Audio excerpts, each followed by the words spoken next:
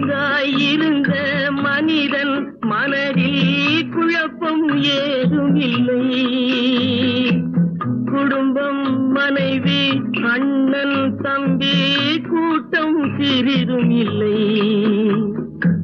ஆசை பாசம் காதலில் விழுந்தான், அமைதியை காணவில்லை. அலைந்தான், தவித்தான், துடித்தான், மடிந்தான், யாருக்கும் லாபம் இல்லை. படைத்தானே படைத்தானே